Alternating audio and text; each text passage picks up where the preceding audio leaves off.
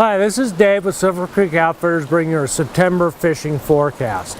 I'm going to start with the wood in our local streams around here, including Trail Creek, which I'm standing on, and Warm Springs. They're actually fishing really good. Even though the water's super low this year, the fishing's been really good with small little dry flies and little nymphs.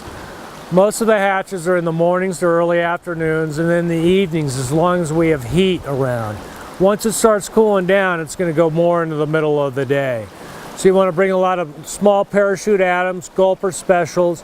There's still a lot of terrestrials out, ants and beetles, and I'm starting to see a few more hoppers. So have some hoppers with you wherever you go around here.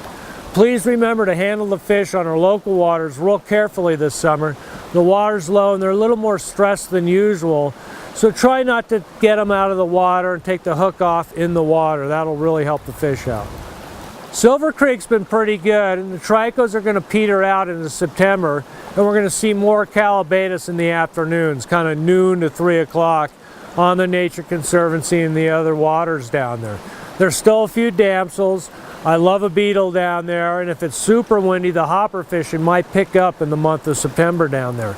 So fish it more in the afternoons. There are still some morning hatches, but they're very quick and they don't last long. And I kind of like fishing the calabatus in the afternoon. It's a little easier style of fishing.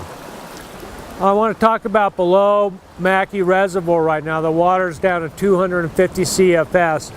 It's fairly good fishing over there on some days. There's trico hatches in the morning. Sometimes they hit the water, sometimes they don't, but it provides pretty good fishing over there. A lot of the big fish, though, you still got to go down and nymph them with zebra midges and smaller flies in the lower water. Copper Basin's still fishing good this summer. We've hit it hard all summer, but there's still pockets of big cutthroat and some rainbows up there. And I love it up there for a day trip. It's just a beautiful place to go fish. Use smaller dries, and we're nymphing a lot up there. The fish have seen a lot of the dry flies, so maybe a dropper and a dry or indicator and a nymph works really well up there when they're not coming up to the dry flies. Another good diversion for the day is going up to Stanley and fishing the Salmon River. We were floating it earlier in the summer, but the water's so low right now, the most effective way up there is to go walk and wade and fish out of your car. There's lots of river between Stanley and Chalice, and there's a lot of nice fish up there this summer. Kind of concentrate on the pools and the deeper water structure, and you'll find some nice fish on the Salmon River. As of this time, the South Fork of Boise is still closed. You're allowed to drive down the road, but you're not allowed to access the river and go fishing. And that's a day-to-day decision. Hopefully in the next week or two it will be open for fishing down there. Last but not least, I want to thank all the firefighters for saving our home.